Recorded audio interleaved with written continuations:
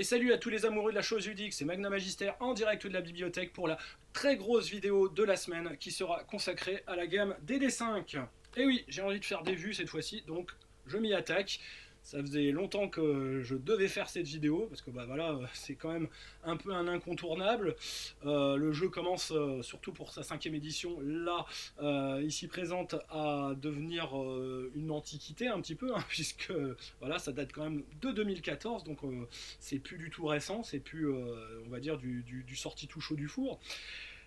Et donc, je dois dire aussi que j'avais, au vu de ce qui se passait ces derniers temps, un petit peu un a priori de plus en plus négatif à l'égard de la gamme de manière générale, même s'il y a des choses extrêmement intéressantes hein, que j'ai achetées, que j'ai utilisées en jeu dans ma campagne justement Planescape, mais motorisé avec le système Rollmaster. Et pourquoi ben voilà, moi le système DD5 je l'ai testé quand c'est sorti, donc j'ai acheté les bouquins d'occasion parce que j'ai eu voilà, l'opportunité de pouvoir les trouver pas chers, parce qu'à l'époque ils étaient chers hein, quand même. Ça, c'est 50 € le bouquin, hein, enfin voilà, l'équivalent en tout cas en VO avant qu'il soit traduit en français. Donc c'était dans les années 2015, je crois, 16 que je les ai achetés. Vraiment juste avant en fait qu'on annonce la traduction en français. Donc je l'ai testé à l'époque. Mes joueurs n'ont pas plus que ça aimé. J'ai laissé ça de côté parce que bon, bah, de toute façon j'avais d'autres chats à fouetter, j'avais déjà d'autres jeux sur le feu et c'était pas, on va dire, ce qu'ils me demandaient. On a joué également avec des jeux qui sont tirés du SRD, donc voilà, j'ai eu l'occasion de pouvoir tester Héros et Dragons qui n'existent plus, Dragon en système, on va dire en DD5, mais on va dire créé à partir donc justement de cette version libre de droit des règles qu'est le SRD. Donc j'ai pu en faire quand même un petit peu le tour. Et je dois dire qu'aujourd'hui, ben, j'en ai ras la casquette de ce système de jeu. J'en ai ras-le-bol un petit peu aussi de toute la polémique qu'il y a autour de ce jeu qui, comme il veut être le plus représentatif, et il est le plus représentatif malheureusement je dirais du jeu de rôle. Voilà, aux États-Unis c'est 80% de la production, tout confondu. Chez nous c'est 60% on va dire de gens qui y jouent. Et moi je trouve que franchement c'est pas voilà, soyez un peu on va dire originaux les gens quoi, essayer de découvrir d'autres trucs quoi, parce que là franchement en plus voilà, le système en lui-même il fonctionne, mais il est pas super bon quoi. Il est fonctionnel, on va dire. Voilà, on va dire ça, juste ça comme ça, mais il n'est pas passionnant. Et en termes de, on va dire ouais, d'aspect purement ludique, je le trouve pas, on va dire, je le trouve pas reluisant quoi. Et mes joueurs me rendent en fait cet avis, comment dire, justement, sur un système de jeu qui trouve pas terrible, même si bon, voilà, il est tout à fait simple d'emploi pour faire de l'initiation. Il peut en effet être tout à fait adéquat. Voilà, je vous montrerai d'ailleurs avec la boîte d'initiation, le Essentials Kit, qui est un très très bon produit. Hein, je ne nierai pas la chose. Mais voilà, là, va falloir quand même peut-être un petit peu penser à sortir des sentiers battus. Et avec Donjon, je pense que c'est plus possible du tout, même s'il y a de très très bonnes campagnes, de faire vraiment quelque chose d'original, de satisfaisant, d'innovant, et surtout qui ne finisse pas par tourner, on va dire, au gros binisme aggravé, au vu surtout de certains suppléments qui nous sont proposés. Voilà.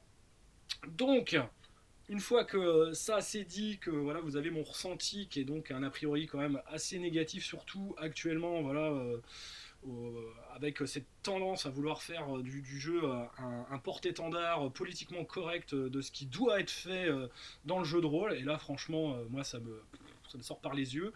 À ce niveau-là, voilà, je pense que il y a possibilité malgré tout d'y trouver son intérêt. Vous pourrez y trouver vous-même votre intérêt, mais voilà, ça sera le choix de la simplicité, le choix de la facilité que de se tourner vers des D5, alors qu'il y a tellement d'autres jeux, si vous aimez le Medfan, qui peuvent être eux aussi satisfaisants, ou tellement d'autres systèmes de jeu qui peuvent vous apporter beaucoup plus, des choses nouvelles, des choses vraiment innovantes, et qui vous permettre de dire surtout, mais je joue pas la même chose que les autres, quoi, parce que, je sais pas, moi, de se dire qu'on joue au même jeu que tout le monde, c'est pas intéressant, quoi. On fait tous la même chose, on fait tous, on est tous bon, alors à la limite, si c'est comme ça qu'on voit le jeu de rôle, euh, bah, autant arrêter tout de suite, on va dire, de faire de la production, de faire de l'innovation,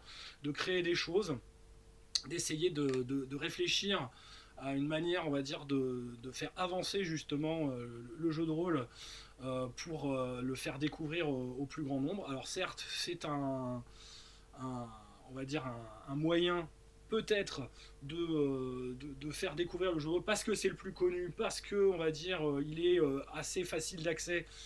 Encore que, voilà, il y en a des quand même plus faciles d'accès que Donjons et Dragons, hein, mais c'est celui qui est quand même le plus souvent mis en avant et qui est, on va dire, le seul connu par, on va dire, la majorité des rôlistes américains. Ils ne connaissent d'ailleurs que ce jeu-là et ne connaîtront que ce jeu-là dans leur carrière comment dire, de joueur ou de MJ, ce qui est quand même assez triste quand même de se dire qu'ils connaîtront un jeu, quoi. C'est comme si, on va dire, voilà, vous étiez, on va dire, joueur de jeux vidéo et que vous jouiez sur une seule console à un seul jeu, quoi. C'est pendant toute votre vie. C'est quand même assez. Enfin, moi, je dis ça, quand on dit ça comme ça, franchement. Bon, heureusement, en France, on n'est quand même pas trop. Ouais, même s'il est quand même majoritaire, très largement. euh, on a quand même un peu plus de diversité, on a quand même un peu plus de chance, on va dire, d'avoir un panorama, on va dire, de créativité, de création vraiment beaucoup plus exotique, éclectique et original, heureusement. Mais voilà, moi je pense que même s'il y a de très très bonnes campagnes, faut sortir, comment dire, de ce tout DD5, de cette systématique, on va dire, adaptation à ce système qui concrètement, voilà, tire le jeu de rôle par le bas, quoi. Autant le standard de qualité des bouquins, j'ai rien à dire dessus, c'est vraiment des bouquins d'excellente qualité, mais pareil, ils mettent en place un standard de jeux, enfin de livres de jeux de rôle qui sont, on va dire, des livres de jeux de rôle tout couleur, on va dire pour donc une quarantaine d'euros désormais, alors qu'avant c'était une cinquantaine d'euros. Et ben concrètement, voilà, comment ils font les indépendants? Eux, ils n'ont pas la force commerciale, la force financière pour pouvoir éditer des jeux de rôle avec le même volume et la même, on va dire, force de vente, la même visibilité sur le marché que, on va dire, les bouquins de DD5 qui, eux, peuvent se permettre de le vendre quasiment à perte, hein, parce qu'ils vendent leur triptyque à perte. C'est pas possible autrement. Au vu du prix qu'ils pratiquent, bon, il a été largement rentabilisé, donc, puisqu'il est sorti en 2014, donc en 8 ans, on va dire, d'exploitation, mais il n'en reste pas moins que ça fout en l'air complètement le marché en obligeant, comment dire, tout le monde à faire du livre glacé couleur de 300 pages à des prix défiant toute concurrence, alors que concrètement, c'est pas la vérité, comment dire, du marché et du prix du livre. Bah, franchement, faut trouver une solution pour arrêter d'une manière ou d'une autre de soutenir cette hégémonie voilà, au-delà en fait du jeu de rôle déjà, fait un conformisme qui est, moi, mais de plus en plus insupportable en termes de jeu de rôle, et en plus qui, on va dire, pourrit complètement le marché et les indépendants qui, eux, n'ont plus aucune chance d'avoir de visibilité parce que leurs livres à produire sont trop chers et donc bah, leur reste sur les bras parce que on va leur proposer ça plutôt que de proposer leur jeu qui est beaucoup plus original, qui est certes pas parfait, mais bon, Donjon est pas parfait non plus, mais qui voilà, sera tellement plus, on va dire, mainstream que on aura plutôt tendance à l'acheter et on se tournera vers ça, quoi. Voilà, c'est tout.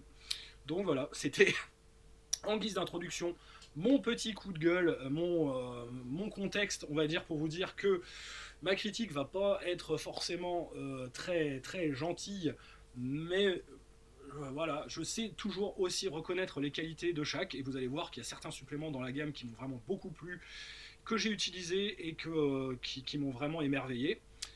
Et voilà, donc au moins maintenant vous êtes au courant. Si vous n'êtes pas d'accord, eh ben, arrêtez-vous là, au moins vous saurez à quoi vous allez vous en tenir pour la suite. Sinon, ben voilà, restez et essayer d'écouter ce que je peux vous dire moi de mon ressenti de l'ensemble de la gamme et partager aussi, commenter par rapport, voilà, si vous trouvez que je suis un peu trop, on va dire, outrancier, extrémiste, voilà, ou que ce que je dis n'est pas du tout, on va dire, objectif. Je le sais que ça ne l'est pas, hein, mais bon, c'est mon ressenti personnel par rapport quand même à une pratique du jeu sur pas mal d'années, donc on peut, comment dire, je pense, et je comprends pas d'ailleurs qu'il n'y ait pas déjà plus de gens, et j'en connais beaucoup qui en ont aussi ras-le-bol de Donjons et Dragons.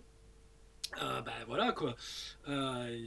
À vous de voir si vous pensez que je suis dans le vrai ou que je suis, on va dire, uniquement un iconoclaste, on va dire, qui n'a pas le droit de citer.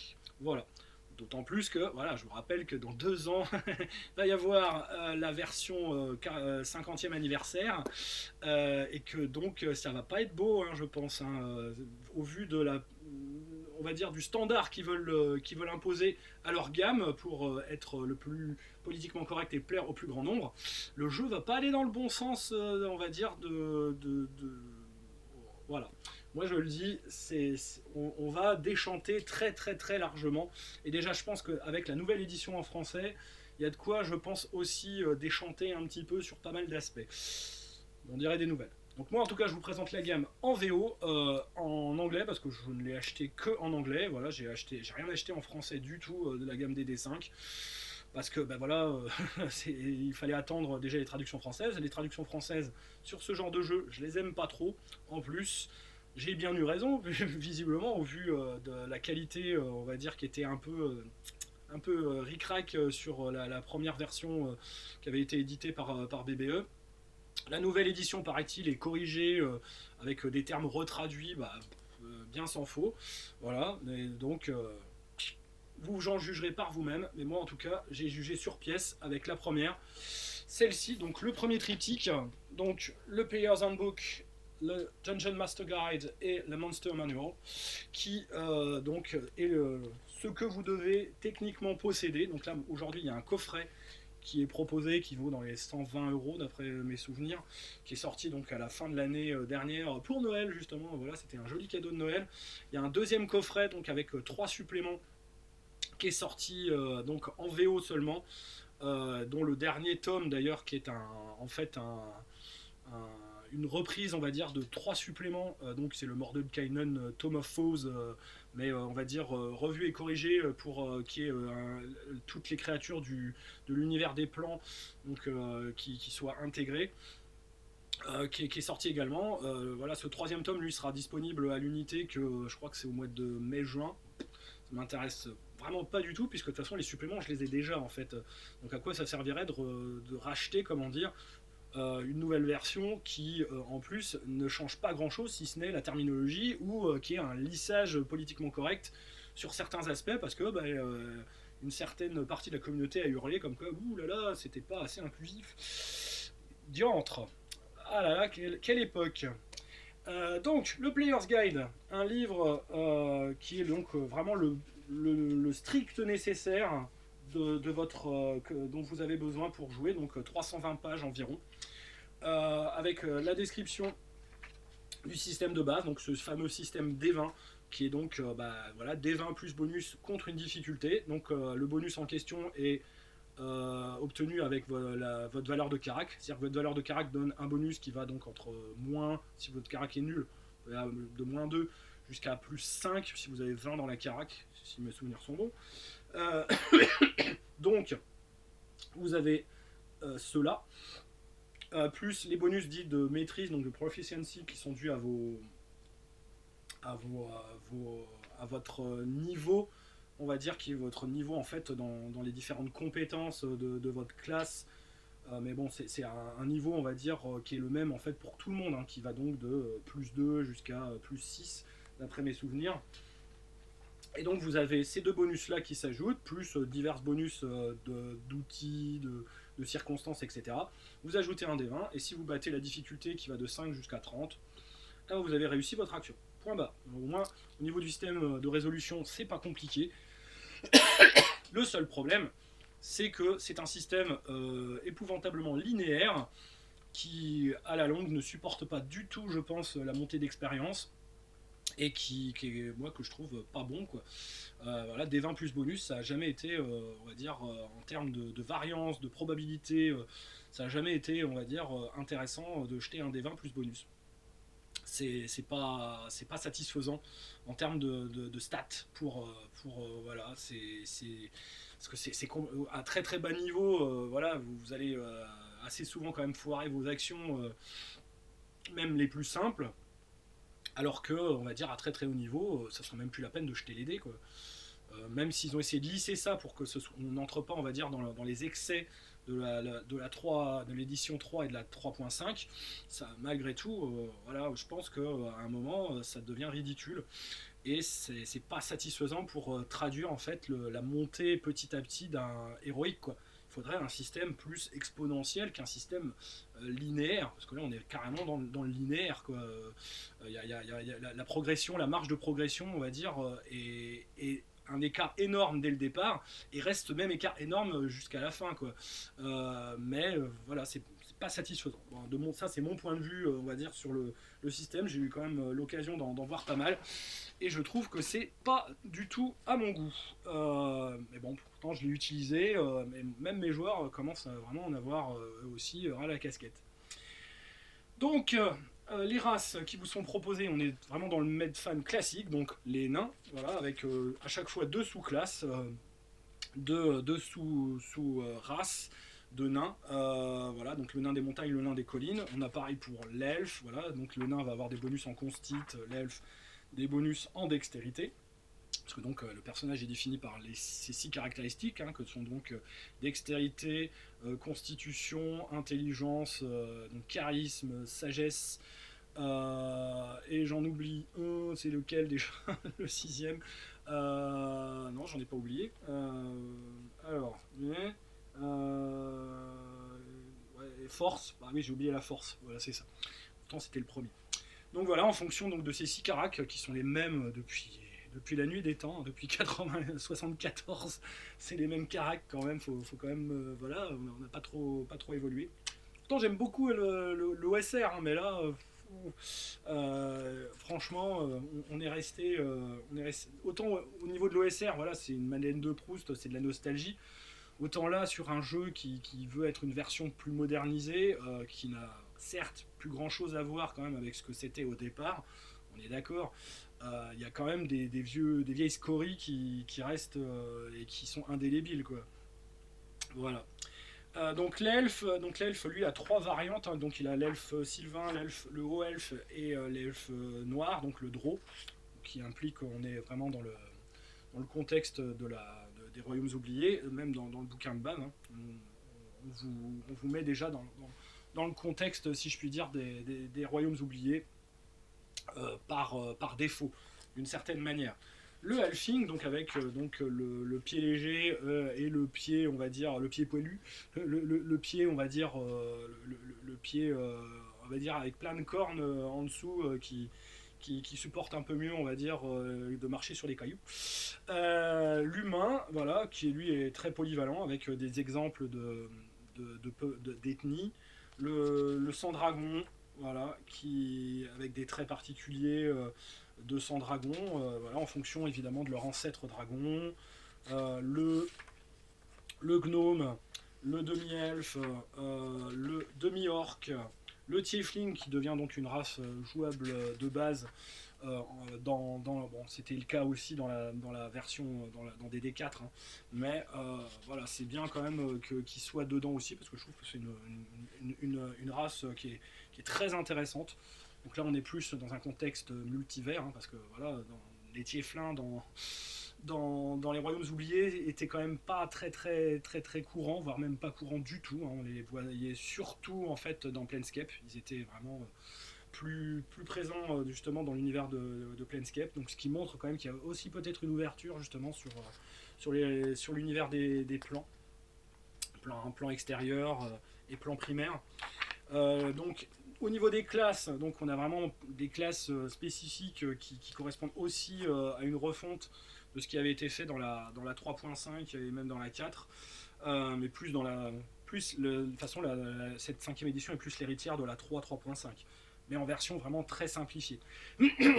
Et vraiment, on va dire, prévue pour être plus jouable et pas être trop une usine à gaz. Même si, avec cette volonté de départ, ils ont fini en fait par se dédire. On le verra avec les suppléments. Donc le barbare, le barde, le clerc, le druide, le combattant, enfin le guerrier quoi, le moine, le paladin, le ranger, le rogue, donc le sorcerer, sorcier, le warlock, donc enfin sorcerer, donc on le traduisait par ensorceleur, le warlock, donc c'est le sorcier de village, et le wizard, donc l'enchanteur, donc le magicien en fait de base. Donc avec chacun évidemment une table comme ceci qui vous donne en fonction du niveau les bonus de proficiency, donc qui vont donc de plus 2 comme je disais à plus 6 au niveau 20. Donc ça c'est à peu près on va dire incrémenté pour pas non plus aller au-delà de tout. Donc au grand maximum, même si vous obtenez 20 dans votre carac, avec les augmentations de carac, vous n'aurez qu'un plus 11 sur vos jets de compétences. Voilà, donc concrètement, ça lisse quand même pas mal, mais bon, le niveau de progression est par contre trop faible par rapport à ce que c'était trop fort dans la 3e édition. Le bonus au dégâts, comment dire, quand il est en rage, le nombre de rages qu'il peut faire, puisque c'est sa capacité spéciale, au barbare, plus évidemment des capacités qui vont donc de la rage, justement, la défense sans armure, voilà, les critiques brutaux, voilà, qui rajoute des bonus aux dégâts, etc., etc. Donc chaque classe évidemment a ses capacités spéciales. Voilà, le barde lui il va pouvoir lancer des sorts et avoir également l'inspiration bardique, par exemple la chanson de repos, également pour rendre on va dire des points de vie à ses compagnons. Donc je crois que le bard est plutôt sympathique hein, dans cette édition aussi. Le clerc, voilà, donc avec ses sorts divins qu'il va lancer, donc qui va être surtout le soigneur du groupe par défaut, puisqu'il peut changer normalement, si mes souvenirs sont bons, c'est tous ces sorts par des sorts de soins par défaut, et concrètement avoir accès quand même à un grand panel de sorts qu'il n'a pas forcément besoin de préparer. Du moins il fait des prières, mais non, donc dans l'ancienne version, surtout dans ADD2, il avait quand même des prières, hein, il était comme le magicien. Il avait préparé ses listes de sorts, on va dire, à partir de son livre de sorts tous les jours. Donc là, préparer en fait les miracles, entre guillemets, donc les sorts de prêtre qu'il pouvait lancer. Là, normalement, il n'a plus besoin, il a un pool de sorts connus et il peut piocher à travers, on va dire, ces sorts connus. Si je ne dis pas de bêtises. Mais normalement, ça doit être ça. Ensuite, donc, on a le druide, pareil, donc lanceur de sorts, avec, donc, paraît-il que le druide est plus aussi bon que ce qu'il a été dans les précédentes éditions. Le guerrier, qui reste lui très très classique, avec ses attaques supplémentaires et ses styles de combat, voilà. Avec des variantes aussi hein, de différents guerriers, avec un guerrier plus, donc il y a un guerrier... donc il y a en archétype, donc il y a le champion, le maître de bataille et le Eldritch Knight, donc qui est le chevalier arcanique, donc le guerrier un peu mago, avec une épée magique et tout. Voilà. Le moine, donc voilà, qui est toujours avec des illustrations quand même plutôt sympas. Hein, donc sur le standard qualité, je n'ai rien à dire. Les illustrations sont quand même pas mal. Le paladin, voilà, qui donc et à la fois combattant et a des sorts de prêtre évidemment qu'il peut lancer, évidemment beaucoup moins. Le ranger qui paraît-il a été particulièrement qui a mal subi cette nouvelle édition et qui était plus terrible. Faut dire que voilà, dans ADD il était ADD 1 hein, c'était une classe on va dire horrible tellement elle était forte, mais bon pour la faire il fallait avoir des caracs puisque là il n'y a plus de prérequis de caractéristiques pour les différentes classes de personnages. Bon après, faire mago, enfin oui magicien avec une intelligence de 7, vous allez quand même un peu en chier, faut quand même le dire.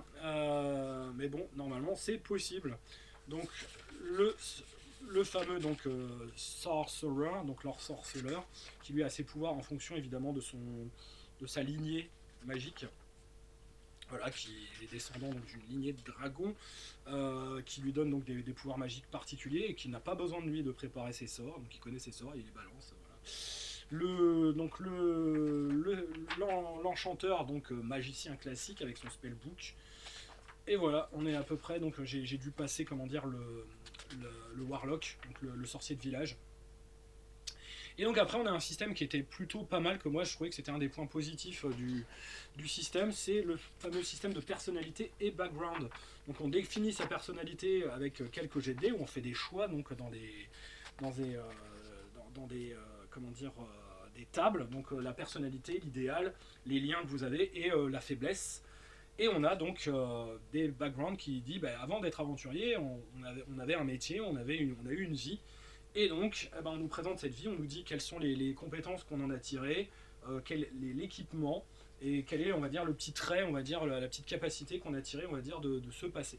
Donc on a l'acolyte, qui est donc, on va dire, une sorte voilà, de proto-prêtre, qui a été un dévot, et ça peut aller sur prêtre, mais ça peut être autre chose, hein, ça peut être un moine ou autre chose, une autre, on va dire, profession religieuse.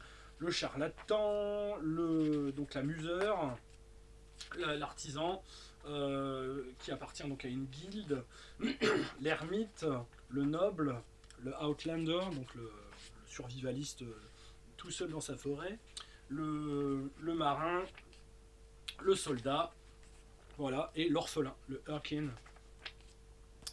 Et donc après on a l'équipement avec une petite table pour avoir voilà, les descriptions des armes qui sont plutôt jolies, hein. Il n'y a pas de problème. Les valeurs de dégâts, comment dire, l'équipement d'aventure, hein, avec les dessins évidemment de chacune de ces choses. Les trinkets aussi, donc il y a des petits objets, et évidemment un petit objet fétiche qu'on peut avoir.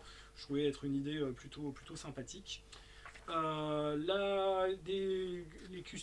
options de customisation, donc le multiclassage, les fits aussi, donc là on en a vraiment beaucoup moins par rapport à ce que c'était dans la 3.5, enfin la 3 et la 3.5, où là c'était vraiment l'usine à gaz de combos de prouesses, c'était n'importe quoi. Là, on en a quelques-unes qui sont qu'on peut choisir à partir de certains niveaux.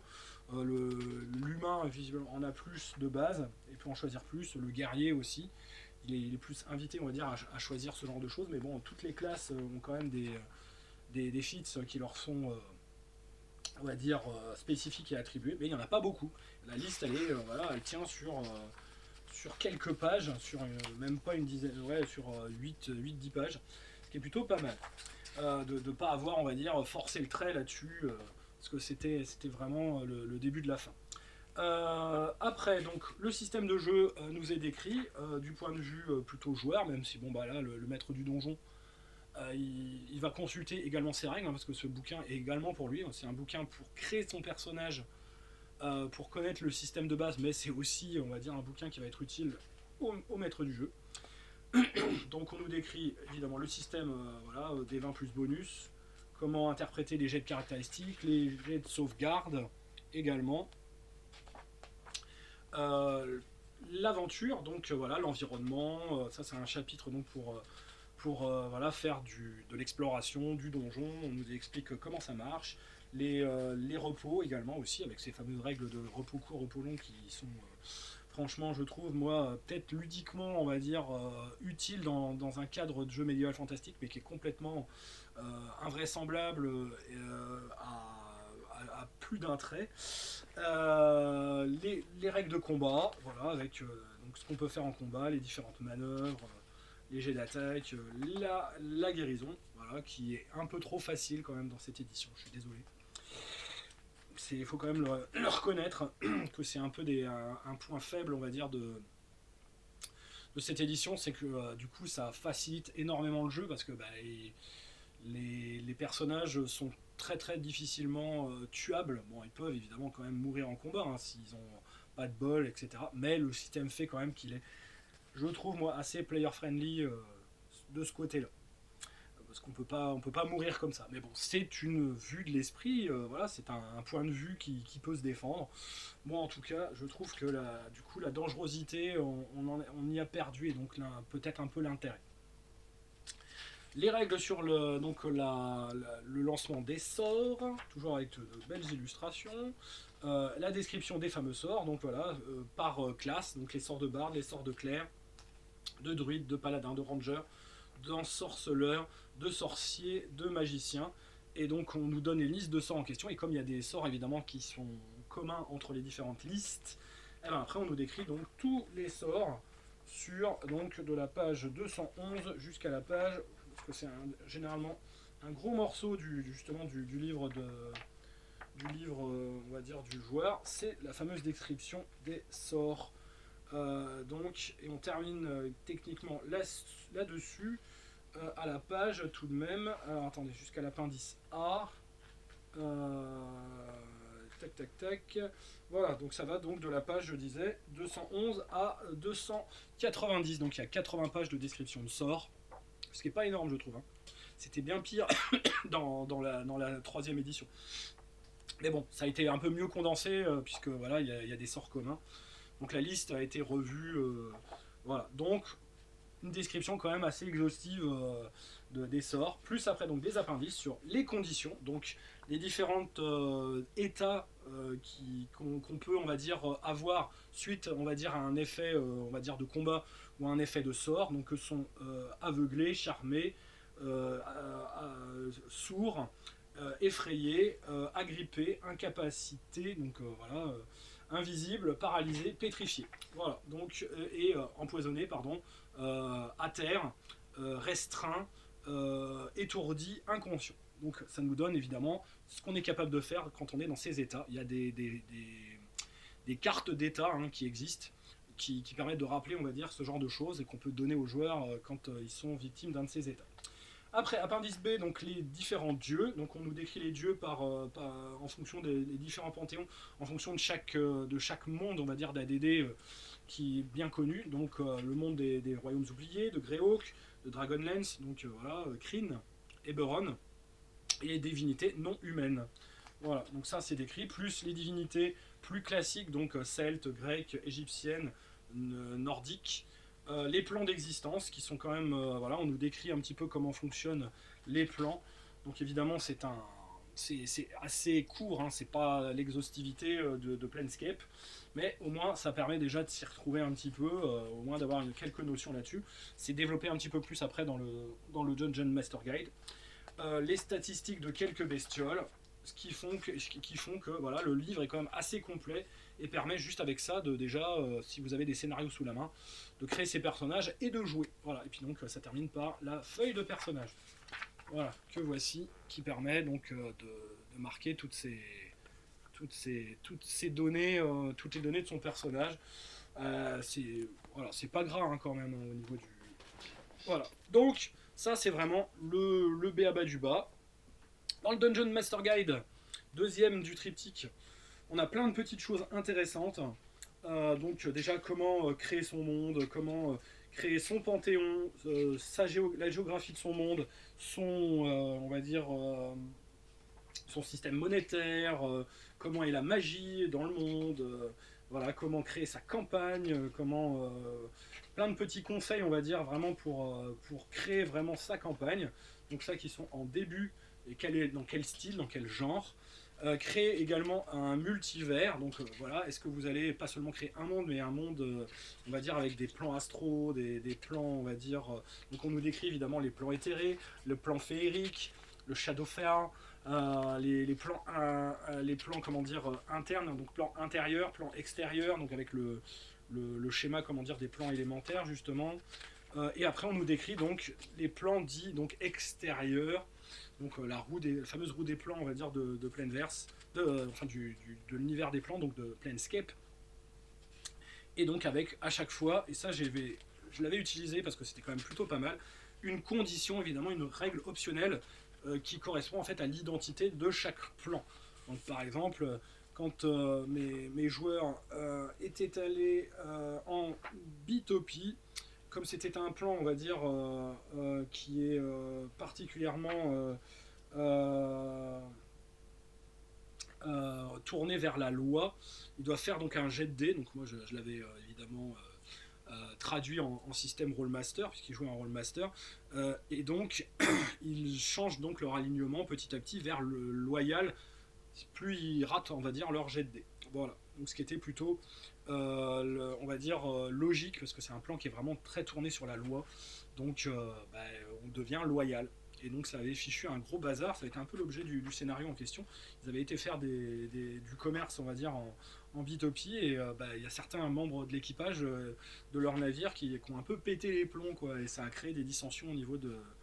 Voilà, donc avec juste ce genre de petits détails, vous voyez, vous pouvez faire des scénarios intéressants, juste en traduisant en fait ce qui vous est proposé là-dedans. Donc après, comment créer ces scénarios également, après avoir créé votre monde, on crée ces scénarios, donc plein de petites tables d'événements, de rencontres, de choses comme ça, les fameuses tables de rencontres aléatoires. Créer également ses PNJ, donc ça pareil c'est prévu dans le système. Créer son environnement d'aventure, pareil, donc là on vous aide à créer vos donjons d'une certaine manière, ou vos endroits dans la nature, vos endroits sauvages, des villes également, avec des plans de villes qui vous sont proposés. Bref, plein de petites choses qui sont vraiment pour ceux qui veulent mettre les mains dans le cambouis et créer leur campagne. Ce qui se passe entre les aventures aussi, donc comment voilà, gérer l'expérience, faire en sorte que les personnages s'amusent, achètent de l'équipement, etc. Et après on a évidemment le fameux chapitre 7 qui est le plus gros du bouquin sur les trésors. Voilà, donc la description de tous les trésors, objets magiques. Alors ça, je l'ai beaucoup utilisé parce que évidemment, comme on était dans le monde de Donjons et Dragons, dès qu'ils trouvaient un objet magique, il fallait que ce soit quand même des objets assez spécifiques de l'univers de Donjons. Donc voilà, j'ai utilisé ces fameuses tables aléatoires de trésors et d'objets magiques. Quand ils ont fait des grosses découvertes. Tout est décrit avec des dessins qui sont vraiment très sympas, à la fois un peu, on va dire, old school, un peu ridicule pour certains, mais qui vous montrent en fait à quoi ressemblent ces fameux objets magiques, ce qui est plutôt intéressant. Donc, vous voyez, voilà, vous avez ça, voilà, les épées, les armures, il y en a pléthore, hein. Là, c'est vraiment le gros du gros, comment dire, de la description. Voilà, le fameux, en plus, en action, voilà, le trou portable que mes joueurs, on va dire, sont empêchés d'en acheter, des sacs sans fond et des trous portables, sans jamais mettre de sacs sans fond dans le trou portable ou inversement. Sinon, évidemment, il crée des problèmes, quelque peu, des déchirures dans la structure même de l'espace-temps, et ça fait des chocs à pic. Les objets maudits, les grimoires, les bâtons magiques à la noix. Bref, il y a tout ce qu'il faut, hein, voilà, avec des illustrations aussi des étagères d'un magicien. Bref, il y a plein de choses. Des artefacts majeurs aussi. Voilà, des artefacts. Voilà, le Book of Vil Darkness et le Book of Exalted Deeds. Voilà, la main de Vecna aussi, hein, avec l'œil de Vecna, un grand classique qui a été, on va dire, l'objet d'un gros scénario dans ma campagne. Voilà, parce qu'ils avaient réussi à les récupérer, et donc voilà, ça a été monnaie d'échange pour faire certaines petites choses. Oui, ils avaient réussi à les récupérer, mais bon, ils ne voulaient pas trop les utiliser, hein. Mais ils ont réussi à s'en débarrasser en les donnant aux forces de la loi qui, eux, savaient quoi en faire afin d'aider les juges à prendre une décision, on va dire, en leur faveur, alors que certains des membres du groupe étaient accusés de crimes indicibles. Donc après, comment donc maîtriser? Donc là, vraiment des conseils de maîtrise. Après qu'on ait eu tous les conseils, on va dire, pour créer son monde, créer son scénario, créer ses PNJ, c'est des conseils, on va dire, pour des cas concrets, en fait, pour voilà, les combats, avec des schémas et tout. Bon, ça, c'est peut-être un petit peu beaucoup, mais bon, ça peut peut-être servir à certaines personnes qui n'ont pas l'habitude, on va dire, de gérer ce genre de choses. Voilà, avec toujours des illustrations qui sont quand même plutôt bien vues. Tout ça, voilà, plein de règles complémentaires. Donc vraiment, on a beaucoup de choses, hein, là-dedans. C'est le bouquin donc fait 320 pages et il est bien rempli. Donc il n'est pas inutile à acheter, mais c'est vraiment pour ceux qui veulent mettre les mains dans le cambouis et voilà, maîtriser leur propre scénario, leur propre campagne, et voilà. et là vraiment ils ont tout clé en main, hein, pour pouvoir le faire, mais bon, ça va demander du boulot. Le Dungeon Master Workshop, donc là, voilà, des règles supplémentaires sur des options de combat, des technologies, on va dire, euh, genre armes à feu, etc. Donc des petites choses supplémentaires, avec toujours des illustrations, voilà, qui sont plutôt sympathiques, qui émaillent le livre en question, comment créer ces objets magiques, bref, plein de petites règles. Et des appendices, donc voilà, des tables pour créer un donjon de manière aléatoire. Ça peut toujours être utile. Savoir ce qu'il y a dedans aussi, donc quels sont les objets, etc. Bon, après, s'il y a des trésors, vous vous reportez aux listes et aux tables aléatoires sur les trésors. Les listes des monstres aussi, voilà, quels sont les différents monstres qu'on peut opposer avec donc leur challenge rating, c'est-à-dire leur niveau en fait de dangerosité pour équilibrer les combats. Alors le système marche plutôt, ouais, on va dire, voilà, ça fonctionne tant que, on va dire, les résultats des jets de dés sont, on va dire, assez lisses, hein, sinon il y a très très vite, voilà, des problèmes, et des cartes qui vous sont proposées à la fin avec des donjons, des contextes, etc. Et un index. Donc un livre plutôt utile avec plein de choses. Bon, si vous êtes un MJ aguerri, franchement, vous utiliserez assez facilement ces outils, ou même vous n'en aurez pas besoin. Pour quelqu'un qui est débutant, ce sera vraiment un guide, je pense, plutôt intéressant. Le Monster Manual, donc là on a un bouquin de 350 pages sur, donc voilà, la description de tous les monstres typiques de Donjons et Dragons. Voilà, c'est une redite, hein, donc on nous dit au départ, parce que là, franchement, il n'y aura rien vraiment de nouveau, hein, il y a vraiment que les... Donc ça va du coup de la Rakokra jusqu'aux zombies, évidemment, voilà, de A à Z. Vous avez la description des monstres, alors on vous décrit évidemment leurs caractéristiques, comment lire, on va dire, les stat blocks des monstres. Donc voilà, la Rakokra qui est ici, avec donc qui est le peuple ailé, on va dire, qu'on rencontre dans pas mal de mondes d'ADD. Donc vous avez les anges, les Azers, les Banshees, les Beholders, évidemment. Sinon, on serait passé un peu à côté. Les différents types de Beholders, il y en a pas mal, hein. Les Bugbears, les Bullywug, les Bullets, les Cambions, voilà, qui sont des demi-diables. Les Cloakers, les Cocatrices, évidemment, les Cyclopes, les Chevaliers de la Mort, les Dark Mantles, qui sont, on va dire, des grands classiques aussi, les Demi-Liches, voilà, qui ont fait le bonheur de pas mal de nos compatriotes, quand ils ont été essayés d'en affronter une, donc dans la tombe des horreurs. Ouh là là, la tombe des horreurs. J'en parlerai justement après, c'est pour ça. Donc les différents types de démons, de diables également, donc les Baatezu et oh mince, comment ils s'appellent, c'est les diables et les démons, quoi. Donc c'est les Baatezu et les à chaque fois j'arrive jamais à me souvenir, on va dire, des deux, c'est terrible.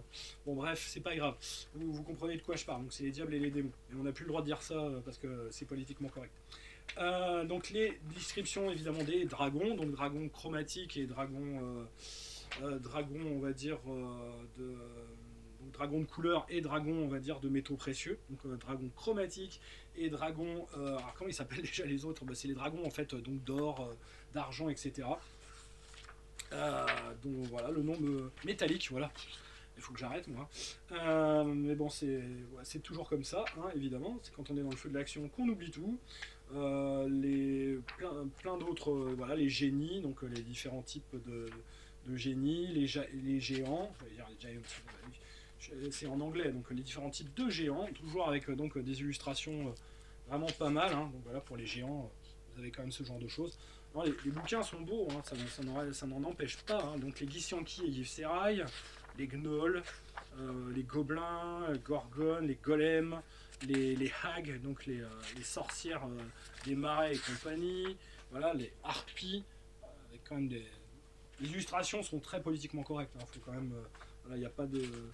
c'est pas, comment dire, il n'y a pas du déballage de l'étal de charcuterie, on va dire, à l'étalage. Enfin, de la charcuterie à l'étalage, c'est ça que je voulais dire. Ou de l'étal de charcuterie, c'est vous qui voyez. La Mia, la Liche, les lycanthropes, donc les peuples marins, le fameux Mimique, voilà, qui est un grand classique.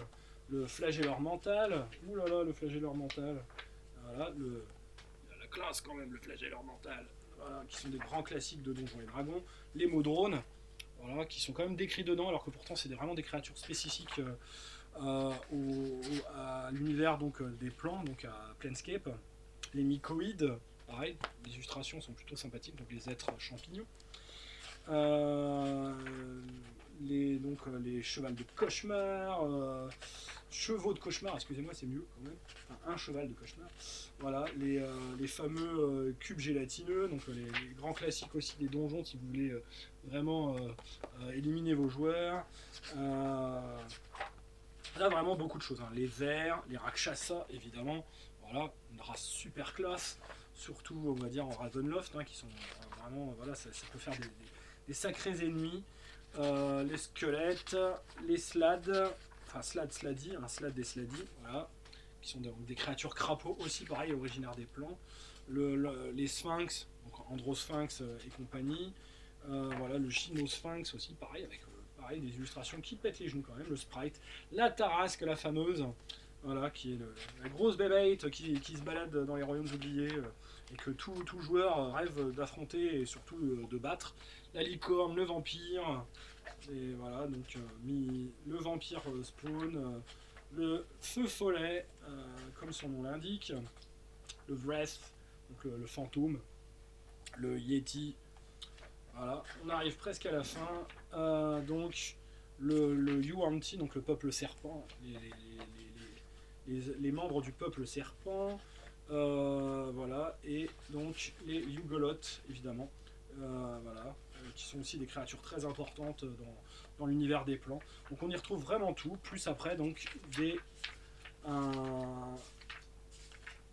comment dire, des créatures plus non magiques, plus classiques, hein, qui vont donc du singe jusqu'au donc voilà les créatures géantes, hein, diverses et variées, voilà, et les créatures plus conventionnelles qui sont également décrites, et un appendice 2 avec des non-player characters, des PNJ assez classiques, donc voilà, l'archimage, l'assassin, le bandit.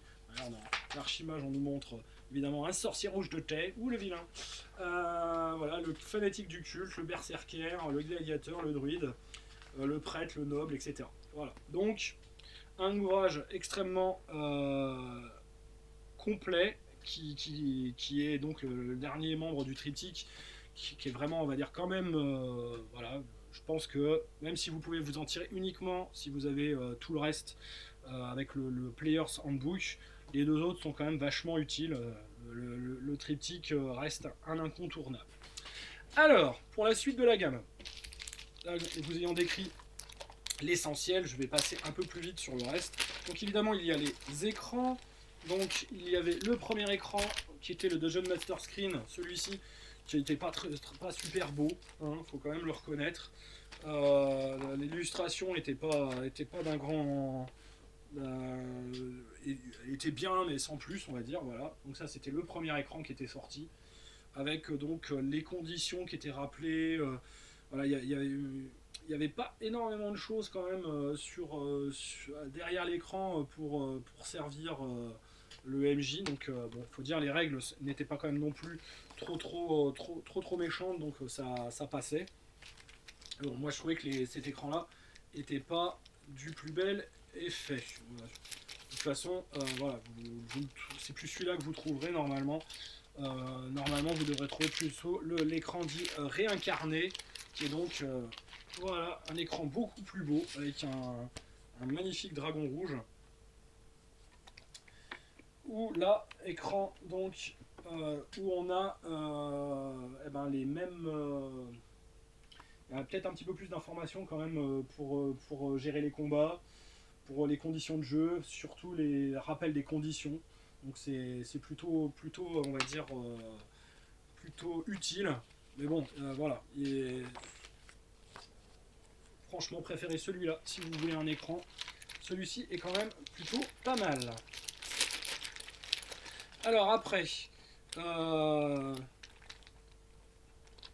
je vous ai montré le triptyque, l'écran, donc ça c'est si vous voulez vraiment avoir le matos de base pour jouer. Mais il y a un truc qui lui est paru un petit peu plus tard et qui pourtant voilà, est d'excellente qualité. Donc cette boîte là elle existe en français, elle est sortie donc en 2019 pour ce qui est de la version anglaise et c'est l'Essential Kit. L'Essential Kit, c'est une bonne boîte d'intro. Bon, si vous voulez vraiment voilà, vous mettre à Donjons et Dragons, donc il y avait un set 2D, même deux sets 2D complets en fait dans la boîte. Ce qui est bien vu, et tout ça pour un prix défiant toute concurrence. Hein. Le L'Essential Kit, il est vraiment pas cher.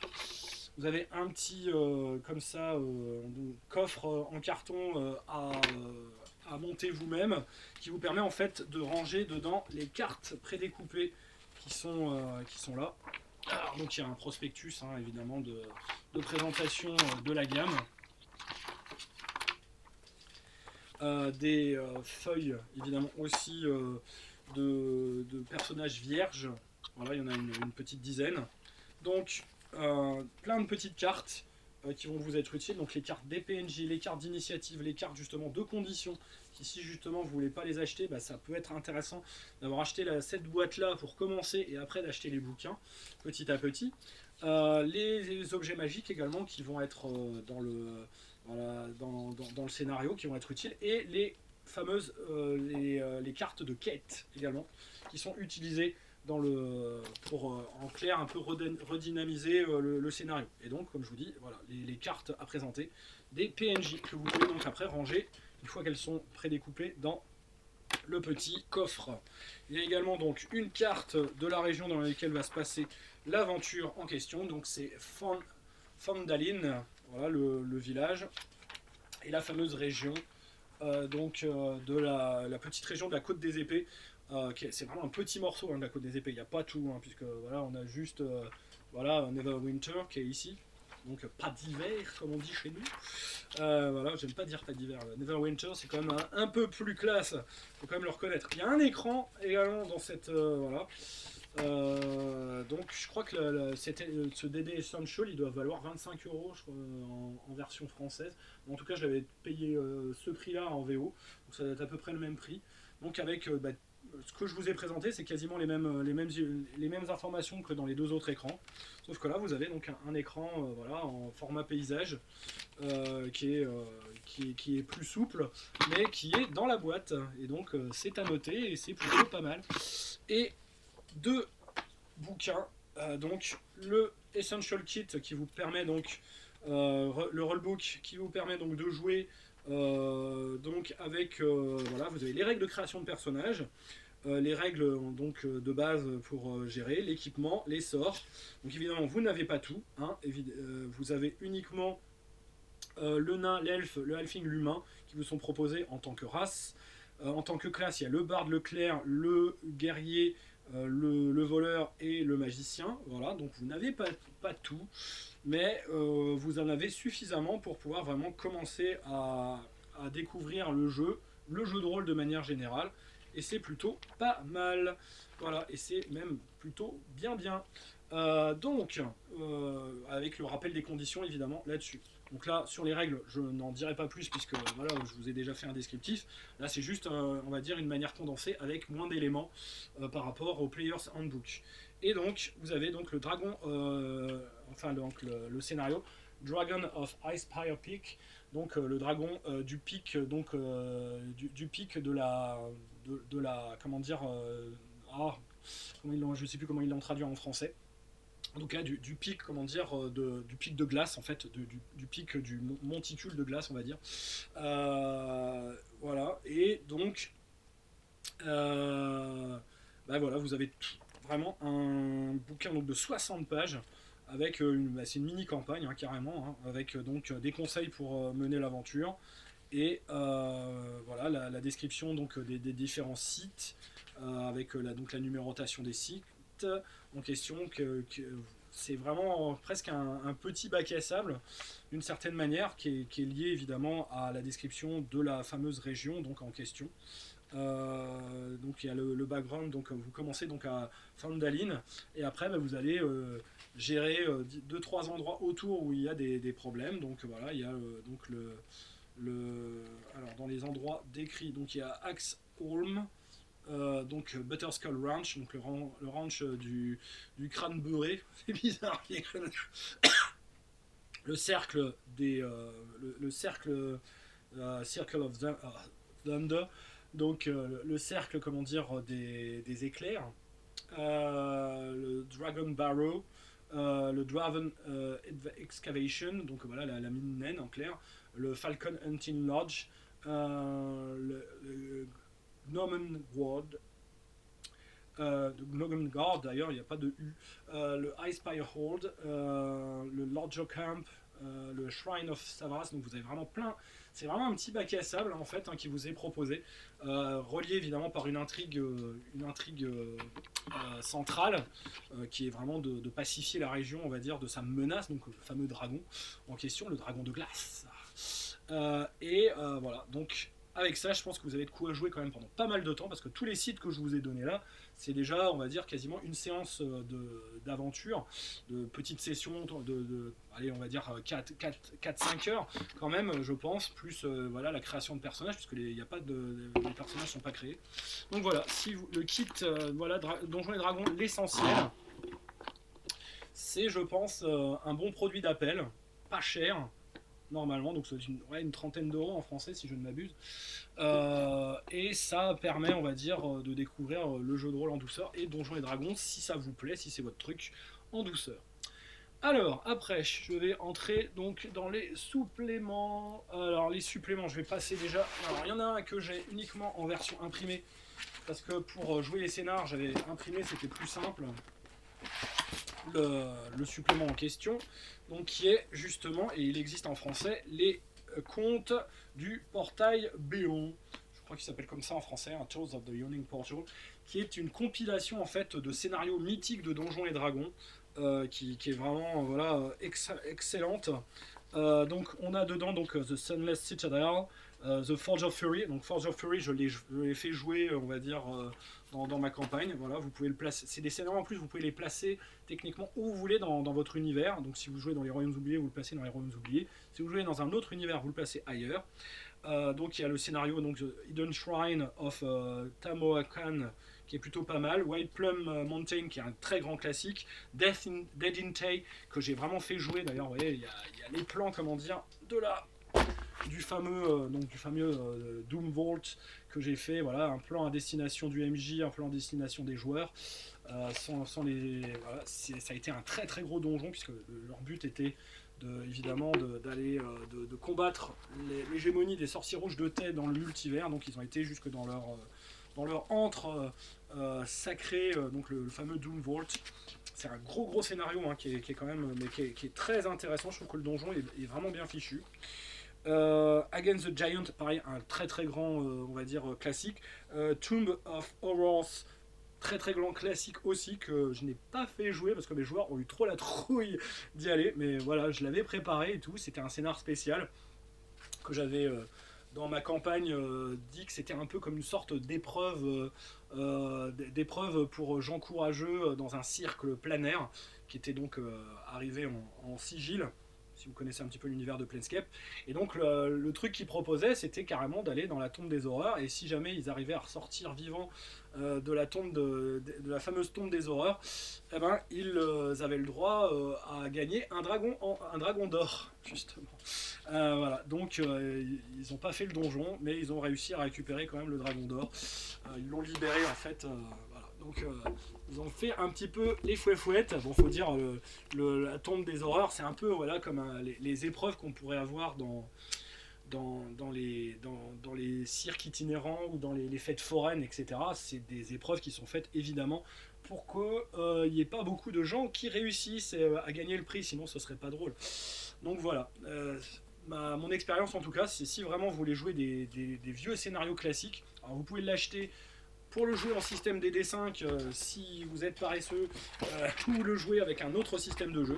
Franchement, ça peut se traduire très facilement. Là, par exemple, avec le Against the Dark Master qui va sortir, vous achetez ce supplément-là, vous faites juste, on va dire, une petite adaptation technique, et vous pouvez vraiment vous amuser avec des vieux scénarios qui sont des grands classiques on va dire, des scénarios Donjons et Dragons. Et voilà, vous ne serez pas déçus du tout, du tout, du tout. Tales of the Yawning Portal, c'est en français et c'est un très bon supplément, donc je vous le conseille. Voilà, et on en est quasiment déjà à 1 heure. Donc, celui-ci, je l'avais déjà chroniqué dans une précédente vidéo. Donc, la présentation du demi-plan de l'effroi Ravenloft, qui est, on va dire, voilà, assez succincte. En plus, le supplément était assez cher. Parce que voilà, comme je vous ai dit, les bouquins de base, eux, ils sont pas chers. Mais les suppléments, eux, par contre, ils valent une fortune. Hein. C'est des suppléments, ils les baissent pas. Hein. Donc là, tous les suppléments sont à 50 € de près ou de loin, voire même plus, pour des très très gros suppléments. Donc voilà, le triptyque, c'est, on va dire, les bouquins d'appel, et après, il se rattrape sur les suppléments. C'est le principe, évidemment, du commerce. C'est comme ça que ça marche, hein, il faut quand même pas se leurrer. Donc, un livre malheureusement trop succinct de 250 pages, pourtant il y a presque 260 pages, pour vous décrire donc le plan de l'effroi avec ces différents protagonistes, les seigneurs de l'effroi justement, donc puisque je le rappelle, hein, Ravenloft c'est un demi-plan, donc c'est pas un vrai plan qui a été formé, on va dire, par l'agrégat en fait de domaines de gens qui étaient l'incarnation du mal dans leur propre royaume, dans leur propre monde. Et donc ils étaient vraiment tellement méchants que franchement ils ont terminé dans Ravenloft, qui est une sorte de prison justement pour ces êtres maléfiques.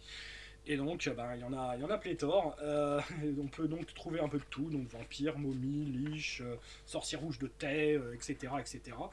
Tout est décrit là-dedans, il y a vraiment tout, hein, mais c'est décrit de manière trop succincte malheureusement.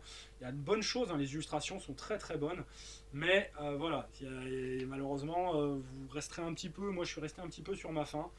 Autant le supplément est vraiment beau et vraiment sympathique, il y a plein donc aussi de créatures spécifiques à l'endroit qui sont décrites, plus des nouvelles sous-classes de personnages. Donc voilà, il y a il y a quoi, il y a le Dhampir, le Reborn, il y en avait un troisième, le Hexblood, voilà. Donc des sous-classes, on va dire, à chaque fois. Donc le Dhampir, on dit Dhampir, je pense. J'ai un doute sur la prononciation. Voilà, qui est un semi-vampire en fait, d'une certaine manière. Voilà, un demi-vampire. Le Hexblood, qui est une variante, je pense, une des variantes en fait du sorcier, quoi. C'est-à-dire voilà, avec donc des origines Hexblood justement. Non, donc de l'ensorceleur, c'est une variante de l'ensorceleur, pardon. Voilà, je me suis encore planté au niveau de la traduction, mais c'est pour moi, voilà, sorcerer, c'est le sorcier. Enfin, sorceleur, on pourrait dire sorceleur, mais donc sorceleur, malheureusement, c'est un peu connoté. Voilà, c'est une autre, on va dire, une autre franchise. Voilà, et le Reborn, qui est un mort revenu dans le Treuil mort, qui peut aussi créer, on va dire, une classe de personnages assez sympa. Voilà, descriptions de plein de petites choses, ce qu'on appelle les Dark Gifts, et des options de sous-classes, donc pour les bards, pour les warlocks justement, nouvelles options de background, donc il y a quand même un petit peu de règles, bon, ça va, il n'y en a pas trop. Il y a une liste des horror trinkets, donc des petits bidules, des petits machins spécifiques, on va dire, à ça. Voilà, et après, comment créer son domaine. Donc, il y a quand même toutes les règles pour créer son propre domaine d'horreur. Donc si vous voulez jouer dans des histoires d'horreur, il y a de quoi, on va dire, créer son propre... voilà, il y a des illustrations qui sont vraiment, en plus, je dirais, épouvantables, c'est-à-dire qu'elles causent l'épouvante. Elles sont belles, mais elles sont épouvantables. Donc la description des différents domaines, voilà, donc avec des cartes, comme je l'avais dit, qui étaient trop petites. Donc par exemple là, la carte de la Barovia, donc je vais y revenir. Donc tout ça, c'est bien fichu, mais bon, on reste, comme je vous dis, un petit peu sur sa fin. C'est un panorama qui malheureusement est trop succinct. Même si bon, les gens qui connaissent déjà, voilà, ils pourront l'adapter assez facilement à leur campagne de DD5. pour faire, on va dire, ce qu'ils veulent en faire. Sur ce point, voilà, il y a pas de problème. Mais c'est juste que voilà, on est quand même voilà, je pense que ça nécessitera quand même des suppléments pour être un peu plus facile d'emploi et en tout cas d'écrire les choses de manière plus satisfaisante. Après, des conseils pour faire ces aventures d'horreur. Donc voilà, le Tarotica et le Ouija. Donc ça, le Tarotica, ah ben mince, je l'ai oublié. Pourtant je l'ai le Tarotica, mais j'ai oublié de le prendre, comment dire, dans les accessoires quand j'ai pris les bouquins de la gamme. Bon ben tant pis, voilà, je ne pourrais pas vous le montrer, de toute façon, sinon au pire je vous le montrerai à une autre occasion. Sinon il y a aussi la version les précédentes versions, on va dire dans l'ancienne gamme ADD et ADD2, hein, c'est quasiment le même, hein. Bon, il a juste été revu et corrigé. Donc après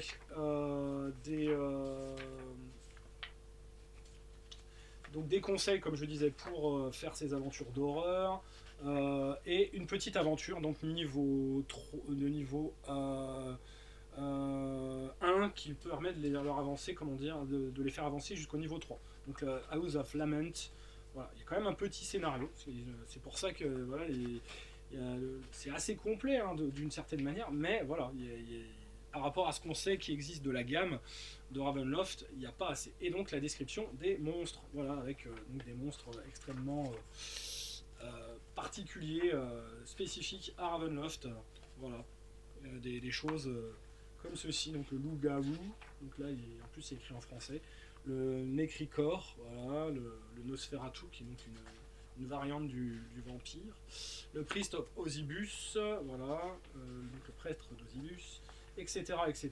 Donc voilà, les inquisiteurs, parce qu'il y a des inquisiteurs évidemment, les horreurs indicibles, voilà, les vampires, les Mindflower vampires, donc là, les flagelleurs mentaux vampires, les zombies, etc. Et la planche de Ouija à la fin.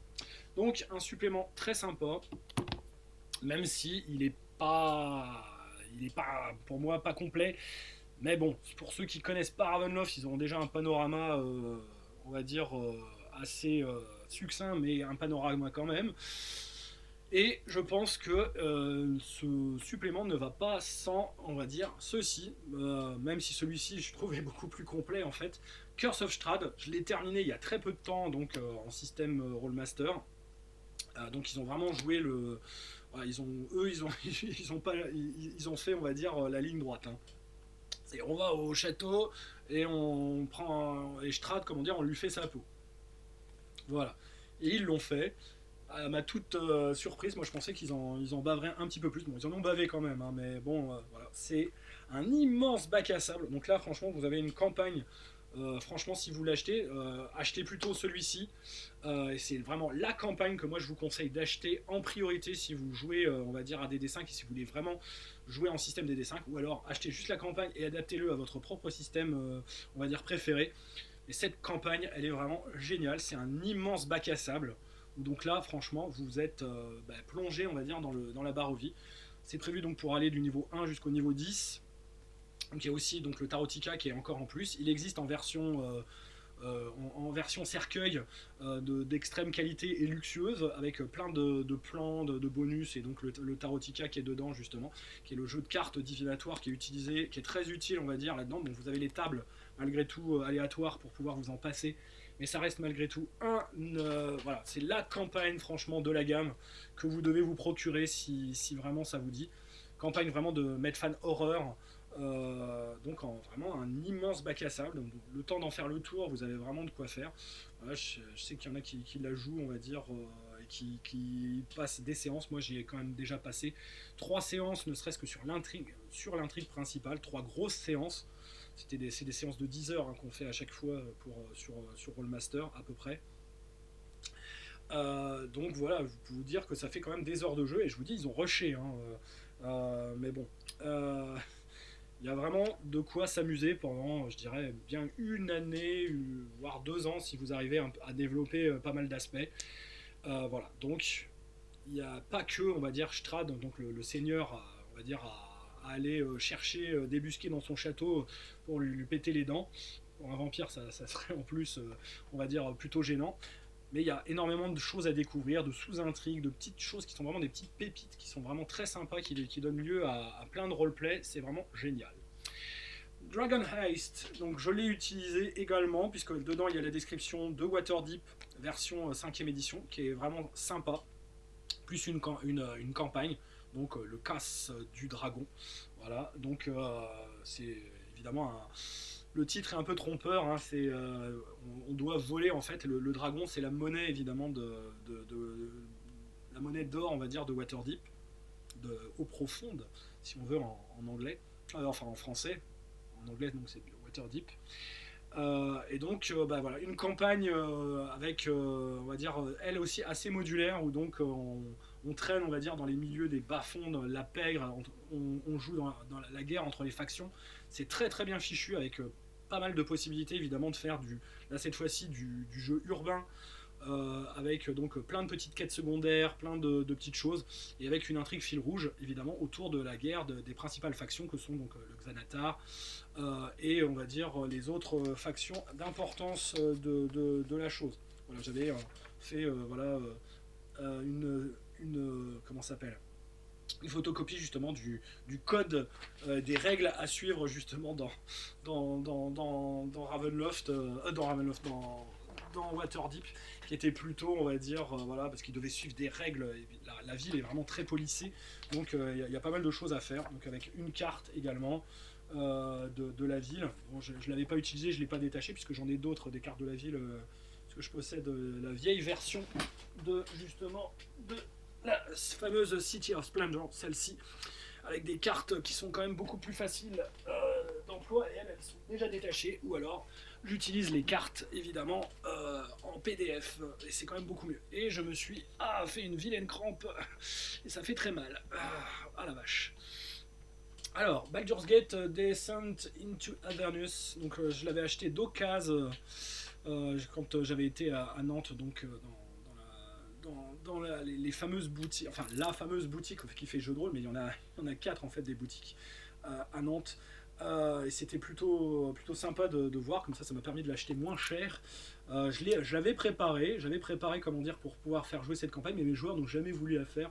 Ils ont eu trop les fouettes d'aller en enfer, d'aller dans une des strates de l'enfer. Hein. En plus, Avernus n'est qu'une des strates, c'est la première des 9 strates. Donc avec une description quand même de Baldur's Gate, qui peut quand même être utile, qui est la première partie en fait du scénar, et après une intrigue donc qui vous permet donc d'aller en Avernus et d'être plongé directement dans la guerre évidemment entre les diables et les démons. Voilà, donc certains disent que voilà, elle est pas terrible. Moi je trouve qu'il y a toujours des éléments à prendre. En tout cas la description de Baldur's Gate est intéressante pour quand ils vont jouer en tout cas dans les royaumes oubliés, ce qui a été le cas. Ils ont fait beaucoup de commerce avec les royaumes oubliés. Ça a été plutôt utile, moi, d'avoir cette campagne sous la main pour en tirer des éléments.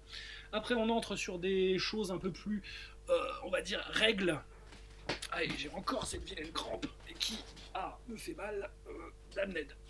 Donc, le Xanatar Guide to Everything, qui a été retraduit visiblement il y a peu de temps. Donc il y a une nouvelle version, donc c'est des règles complémentaires surtout. Moi je l'ai utilisé ce supplément surtout pour les tables qu'il y a à la fin dans les appendices, avec les noms comment dire, de personnages humains, etc. Donc vous pouvez vraiment choisir vos noms de PNJ. En fait je l'ai vraiment utilisé que pour ça, parce que au niveau des ajouts de règles, j'en avais pas vraiment besoin, puisque c'est que des règles... Des règles, on va dire, pour des variantes, plein de variantes en fait de classes de perso, voilà, avec plein de choses. Sincèrement, sur le point de vue de l'intérêt et de la technique, je m'étendrai pas trop dessus parce que je me suis pas trop penché sur l'affaire. Il y a des grands spécialistes qui, eux, on va dire, en font des dissertations et des articles et des vidéos qui durent des heures. Je vous invite à aller les voir. Hein. D'ailleurs, je vous renvoie comment dire, à la chaîne de mon pote, donc le vieux geek, qui parle beaucoup, on va dire, justement de ces de DD5 et de ces suppléments de règles et de ces règles supplémentaires. Voilà. Par contre, du coup, il y a également En dehors donc de cela, des règles supplémentaires aussi sur vos parents, en fonction de votre origine en fait, de votre classe, avoir des éléments de background supplémentaires. Donc ça c'est à la limite intéressant. Voilà, les classes supplémentaires, enfin les sous-classes supplémentaires, les spécialisations et compagnie, ça vous jugerez par vous-même. Moi je trouve qu'il y a tellement déjà à faire avec le système de base que ça sert à rien d'en rajouter des tonnes et des tonnes. Ils avaient dit normalement d'ailleurs qu'ils le feraient pas et finalement ils l'ont fait. Comme quoi voilà, ils ont eu peut-être une demande. Enfin bon, normalement c'est des articles qui ont été proposés par la communauté et qui, on va dire, en fait partie. C'est le cas donc pour un des suppléments que je vais vous proposer pour le Tasha Squadron of Everything justement. Donc voilà, plus des nouvelles racial fit donc, et des nouveaux outils pour le maître du donjon. Donc voilà, là c'est un fourre-tout avec plein de règles, petites règles supplémentaires qui peuvent être plus ou moins utiles. Mais franchement c'est assez dispensable. Si vous avez le triptyque, vous avez déjà tout ce qu'il faut. Des tables de rencontre aussi, voilà, des nouvelles versions également de pièges, voilà, il y a plein de choses en fait. C'est un complément au Dungeon Master Guide d'une certaine manière, au guide du maître du donjon. Avec donc des nouveaux objets magiques, etc., etc. Donc voilà, c'est un fourre-tout. Voilà, moi j'aime beaucoup la couverture, parce que j'aime beaucoup Xanatar avec son poisson rouge. L'histoire du poisson rouge, elle est tellement géniale. Ça vous verrez comment dire dans le BG. Donc après, le deuxième qui était sorti, en plus je l'avais acheté en version collector, parce que vraiment ils avaient toujours une couverture alternative hein, pour leur bouquin, qui valait du coup un petit peu plus cher. Voilà. Et donc là, on a vraiment la description de monstres. Donc c'est Mordenkainen, hein, Tom of Foes, qui est un personnage qui est assez important également dans ma campagne. Enfin bon, il le voit de loin, hein, mais ils l'ont rencontré déjà quelques fois. Et donc on a la description de plein de monstres, qui sont des monstres, on va dire, liés on va dire, à certains plans, qui sont donc des monstres planaires, astro, venant donc de plans primaires, venant également donc de l'univers de Spelljammer, voilà, il y a vraiment de tout, hein, franchement, des plans extérieurs également, il y a plein de choses différentes. C'est voilà, c'est si vous avez vraiment envie de donner une dimension plus planaire, on va dire, vos campagnes, ça peut en effet vous être utile. Mais c'est pareil, c'est des suppléments tout à fait dispensables par rapport au triptyque de base. Là, franchement, c'est pas on va dire, on peut passer largement à côté. C'est tout à fait dispensable. Le Tasha Cauldron of Everything qui avait fait beaucoup couler d'encre parce que voilà, il y avait une volonté dedans, comment dire, de remettre un petit peu d'aider dans la modernité en faisant quelque chose, on va dire, d'un peu plus politiquement correct. Du moins, c'était l'esprit dans lequel ils voulaient, on va dire, proposer leur supplément. Moi, j'ai pas trouvé, on va dire, que la chose était excessive, on va dire, dans cette tournure. Et donc, on a de nouveau accès à des règles supplémentaires de sous-classes diverses et variées. Donc, des choses qui ont été proposées par la communauté et qui ont été compilées dans ce bouquin. Voilà. Après, voilà, des règles également sur les patrons pour votre groupe de PJ. Voilà, qu'est-ce qu'un patron, comment l'utiliser en jeu. Voilà, il va vous donner des quêtes, il va vous donner des récompenses. Voilà, c'est si vous voulez jouer dans cette modalité ludique là. Des objets magiques, on va dire, divers et variés, encore en plus. Des sorts supplémentaires, des créatures supplémentaires aussi liées à tout cela, voilà. Pas mal de choses, c'est des grands classiques hein, aussi, hein, qui ont été, on va dire, revus. Voilà, il y a le Lubaz Tarotica of Souls par exemple, donc un Tarotica spécial. Donc plein de petites choses, plein de petits outils supplémentaires. Pareil, c'est pas obligatoire, vous pouvez largement vous en passer, mais sachez donc que si jamais vous achetez le coffret, c'est ces trois bouquins là, le nouveau coffret qui vient de sortir, qui sortira en français probablement bientôt, dans le courant de l'année, je présume. C'est ces trois bouquins là en fait que vous aurez, qui sont donc vraiment un triptyque de règles supplémentaires, comme je vous ai montré. Règles supplémentaires pour les personnages, donc qui est un peu le pendant, une extension du Player's Handbook, une extension du Dungeon Master Guide, donc avec des règles supplémentaires aussi pour gérer vos campagnes, et donc un bestiaire supplémentaire aussi avec le Mordenkainen Tome of Foe. Et je terminerai donc mon panorama, qui était déjà assez long, sur donc, le Guildmaster Guide to Ravnica, le Mythic Odysseys of Theros et le Strixhaven Curriculum of Chaos. Alors là, ce sont en fait des déclinaisons que moi je les ai achetées parce que voilà, j'aime beaucoup Magic.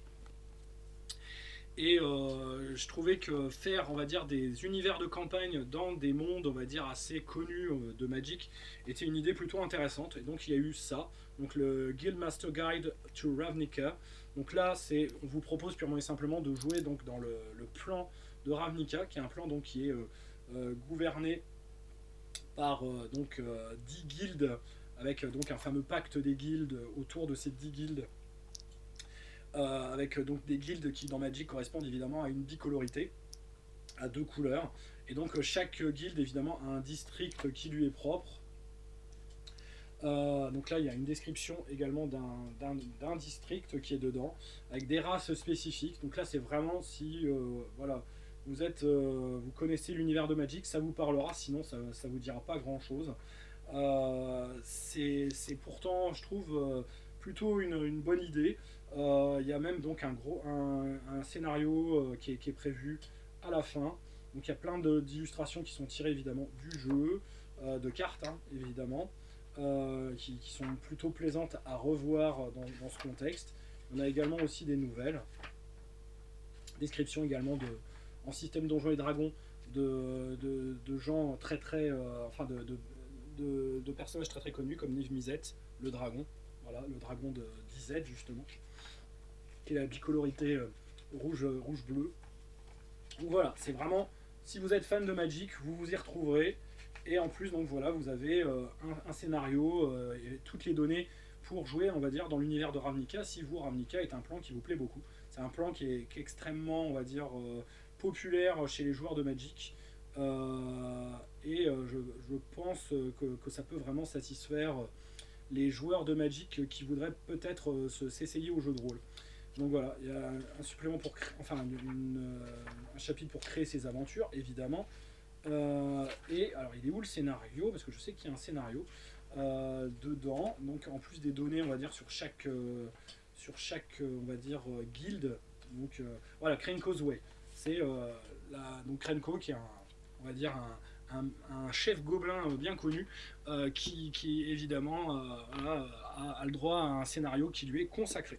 Donc il y a la même chose avec Theros qui est donc l'univers lui plus le plan en fait de l'univers de Magic qui est beaucoup plus on va dire d'inspiration de mythologie grecque, qui est très très bien fichu aussi. Le bouquin est vraiment très très beau. Très très belles illustrations, pareil, c'est vraiment d'excellente qualité à chaque fois, hein. Avec la description de leur divinité, des différents types d'aventures que l'on peut y jouer, des différents types de personnages qu'on peut y jouer aussi. Est-ce que dans celui-ci il y a un scénario? J'ai pas l'impression. Creating Heroes Adventure. Bon, par contre, il y a plein de lieux qui sont décrits qui peuvent faire l'objet en fait de petites scènes, de petits, on va dire, de petits éléments en fait de scénario. On peut y jouer donc en plus des humains, donc des centaures, des léonins, des minotaures, des satyres, des tritons. Il y a des subclasses supplémentaires.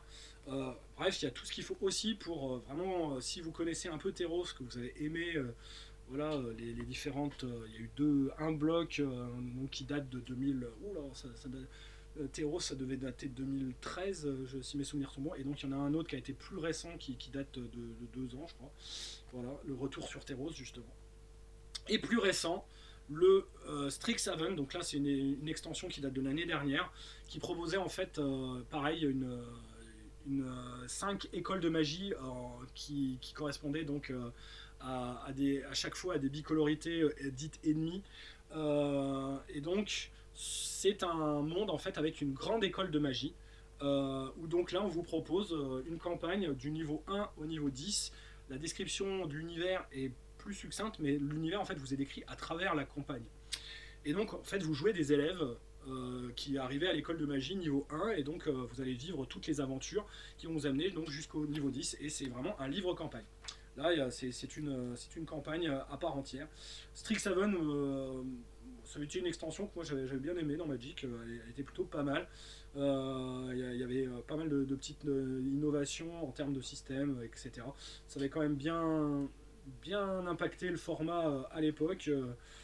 Parce que ben voilà, il y avait plein de petites choses nouvelles qui étaient plutôt sympathiques. Les illustrations en plus sont très très belles, encore tirées du jeu de cartes. Donc voilà, vous n'allez pas être déçu du voyage au niveau de ce que vous propose en termes de qualité, on va dire, de esthétique voilà, avec les jumeaux justement.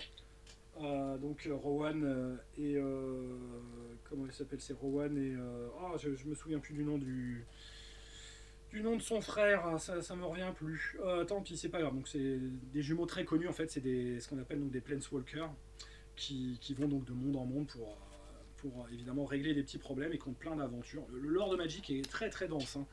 Donc on a ça pour pouvoir, si la proposition ludique vous intéresse, vous avez ça. Bon, je sais que ces suppléments-là, c'est pas les plus courus de la gamme. Moi, je les ai vraiment achetés parce que, ben voilà, je suis Magic et j'aime beaucoup, on va dire, certains de ces univers et je trouvais ça plutôt intéressant de voir comment ils adaptaient ça et en faire, pourquoi pas, également des univers parallèles que je pouvais inclure dans ma campagne Planescape, ce que j'ai fait d'ailleurs avec un qui n'existe pas en supplément Donjons et Dragons, qui est Kaladesh, voilà, que j'ai inclus moi dans ma campagne et qui était plutôt sympathique. Voilà, un univers un plan de Magic, surtout on va dire sur on va dire les inventions, on va dire les objets magiques qui sont en fait des inventions nourries, on va dire par les terres. Voilà, donc pour simplifier, hein, parce que le background est quand même un peu plus épais que ça, mais c'est vraiment un univers qui est très très beau. En plus, donc voilà, ils ont plein de machines diverses et variées qui sont des machines magiques, donc plein de machines mécaniques, voilà, les mécanoptères par exemple, voilà, où ils ont inventé également plein d'artefacts magiques, donc basés également sur cette technologie, voilà, de l'énergie, de l'éther qui leur insuffle donc pour leur donner vie. Et voilà, je l'avais fait justement dans ce plan-là, un concours d'inventeurs où ils devaient proposer leur création, etc. Et toute une intrigue autour de ce concours d'inventeurs. Voilà. Donc il y a de quoi faire, c'est clair, vous avez vu. Je vous ai pas présenté toutes les campagnes parce qu'il y en a énormément d'autres. Donc voilà, les campagnes, donc puisque j'ai également de cette gamme Donjons et Dragons un des produits qui est quand même pas mal, c'est leur set 2D avec pistes 2D qui sont vraiment très très sympas. Donc celui-là, c'est celui, comment dire, sur vous voyez un peu la beauté des dés en question. Si vous arrivez à les trouver, moi je vous le conseille vraiment. Donc là, c'est sur, on va dire, un set 2D sur la thématique comment dire, des royaumes oubliés, où donc vous avez le set 2D complet plus des petits éléments, on va dire, de background pour justement, je vais tout faire tomber, qui vous rappellent donc des PNJ majeurs de la gamme, donc voilà, avec une carte de la côte des épées, etc. Et des vues, comment dire, de lieux, comment dire, mythiques, donc comme justement Waterdeep ou Baldur's Gate, et voilà, Xanatar, le fameux, justement, dont on parlait. Donc là, vraiment, on va dire, c'est un peu je dirais pas du gadget, mais on n'est pas loin. Bon, en tout cas, au moins, vous avez un set 2D et quelques éléments de jeu qui peuvent être sympas, on va dire, à posséder pour montrer à vos joueurs. Voilou. Et il y en avait donc un autre qui avait été fait pour The Rime of the Frost Maiden. Donc voilà, avec la description toujours des dés vraiment, vraiment super jolis. Voilà, là c'est dans ambiance plus vert, noir, froid, glacial, alors que là on était plutôt en bleu glacial, donc avec par exemple, vous voyez la description de Drizzt Do'Urden et compagnie, qui sont tirés évidemment de cette fameuse campagne. Donc il y avait également la campagne Tomb of Annihilation qui est plutôt, on va dire, plutôt classique, et donc qui a quand même, on va dire, son petit succès. Je sais qu'il y a des gens qui y ont joué. Fait tomber un dé, je ne sais pas où il est tombé. Tant pis, je le récupère. Ah, bah il est là. Oh, je récupère mon D4. Voilà, il était là, mon petit D4. D'autres campagnes dont à citer, pareil, qui moi m'ont moins intéressé, donc je les ai pas achetés parce que j'en ai pas eu l'occasion ou parce que ça n'a pas été trop mon truc. Tomb of Annihilation, quand même, j'ai été chercher des infos dedans pour on va dire étayer quelques-uns de mes scénarios. Mais pour les autres, non, ça ne m'a pas vraiment plus que ça interpellé. Voilà, si le donjon du mage dément, je l'ai utilisé aussi. Donc là, c'est la description évidemment d'Under Mountain, donc du fameux, on va dire, donjon à 20 niveaux de Under Mountain. Qui est vraiment très très bon, voilà, avec dedans le fameux mage fou, donc ils l'ont vu de loin, hein, ils se sont barrés très très vite. Le guide donc des aventuriers de la Côte des Épées, lui, était pas terrible. Il m'a pas plus que ça intéressé. Mais voilà, le donjon du mage dément, c'est vrai que j'en parle quand même parce que il était plutôt sympathique. J'ai fait jouer, donc ça doit être le niveau 13 du donjon. J'ai juste fait jouer un niveau, hein, franchement, pour un des objectifs de ma campagne. Et c'est vrai que les joueurs, ils ont eu les fouettes, hein, quand même. Hein, c'est un énorme donjon, donc voilà, comme l'était, on va dire, la boîte d'Under Mountain, qui était d'ailleurs en 2 boîtes à l'époque. Donc il y avait Under Mountain première boîte, et donc il y avait une boîte dite numéro 2 qui décrivait vraiment, donc il y avait une douzaine de niveaux en tout, si mes souvenirs sont bons, et là on a vraiment toute la description de tous les niveaux du fameux, on va dire, de l'antre, on va dire, du mage dément, et c'est vraiment très sympa. Voilà, donc je pense avoir fait le tour. Ça fait quand même une grosse vidéo, mais bon, au moins, voilà, je pense que j'aurais été le plus exhaustif possible par rapport à ce que je possède ou ce dont je voulais parler. Donc vous voyez, au final, même si au départ j'ai été assez critique sur, on va dire, tout le contexte Donjons et Dragons, n'en est pas moins que voilà, le jeu n'est pas sans intérêt complet. Vous voyez qu'il y a plein de suppléments qui sont tout de même très intéressants dans la gamme et qui peuvent donner envie de s'y mettre à plus d'un titre. Voilà, donc si vraiment vous voulez vous y mettre, même si bon voilà, il y a quand même des alternatives plus intéressantes aujourd'hui, je vous conseille le triptyque et donc d'aller piocher, comment dire, voilà, la campagne Curse of Strahd, absolument, qui est vraiment voilà, un grand un must-have, incontournable sur ce point. C'est vraiment la campagne que moi je vous propose et qui mérite rien qu'à, on va dire, rien qu'à elle seule, que peut-être à la limite on se mette à Donjons et Dragons 5, selon moi. Et le kit essentiel pour, si vous voulez vraiment vous donner un avis sur Donjons et Dragons et ce qu'est le jeu de rôle, et vous aurez franchement pour le prix, même si vous suivez pas, si vous achetez pas la suite de la gamme, vous aurez largement rentabilisé votre investissement. Une trentaine d'euros pour tout ce matos, ça vaut vraiment le coup. Voilà, donc c'est ce qu'il fallait retenir de la chose, plus donc le supplément Tales of the Yawning Portal, éventuellement donc le Dragon Heist, plus le donjon du mage dément pour jouer en milieu urbain Waterdeep. Ça c'est pareil, c'est le triptyque de règles, c'est si vraiment vous avez besoin de règles supplémentaires et de vous embêter avec des sous-classes qui risquent quelque peu de déstabiliser le jeu de base. À vous de voir. En tout cas, tout ça, ça a été réédité il y a peu, donc dans une nouvelle version. Donc c'est normalement disponible sur le marché dans vos meilleures boutiques. Si vraiment voilà, c'est votre truc, je vous laisse, on va dire, l'entière disponibilité, possibilité. Évidemment, je vous empêcherai pas de l'acheter, hein. J'en ai pas le pouvoir. Mais au moins, j'aurais essayé de vous convaincre qu'il y a du très bon, mais que, pareil, faut parfois quand même un petit peu essayer de passer à autre chose.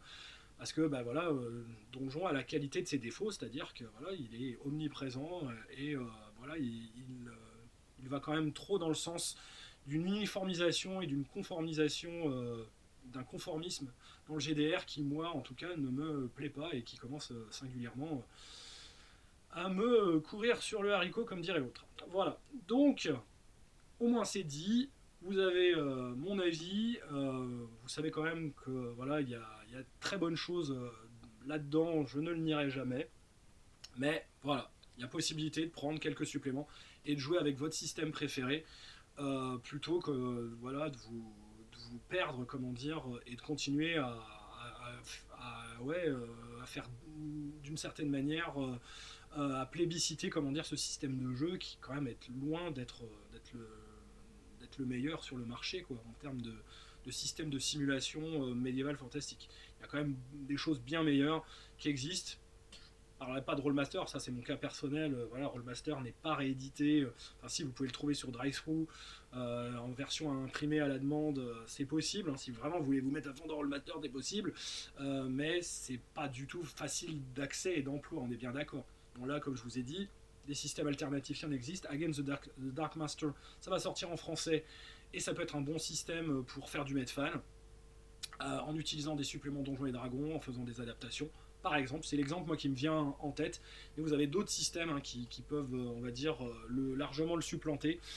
C'est vous qui voyez, parce qu'il y a vraiment du bon matos qui est très largement utilisable. Voilà, donc c'était Magna Magister pour la grosse vidéo de la semaine Donjons et Dragons 5. Merci d'être resté jusqu'au bout. Et ben, n'hésitez pas donc à liker, à mettre des commentaires, voilà, à m'incendier si vous trouvez que ce que je dis c'est tout rancier et c'est n'importe quoi, que Donjons et Dragons c'est le meilleur jeu de l'univers. C'est vous qui voyez, mais bon, pour moi c'est pas le meilleur jeu, hein, c'est clair et net, même si bon, voilà, comme je vous ai dit, on peut y trouver des choses très intéressantes. Je ne le nie pas, mais c'est pas du tout mon système, quoi, du tout, et ça ne le sera jamais, je pense. Et plus du tout aujourd'hui au vu, on va dire, de la tournure qu'il prend. Voilà, donc en tout cas, mon avis est là. À bientôt pour de nouvelles vidéos. Et ben, jouez bien malgré tout et jouez au jeu de rôle. Même si c'est à Donjons et Dragons 5, jouez au jeu de rôle. Ça, c'est important. Allez, à bientôt.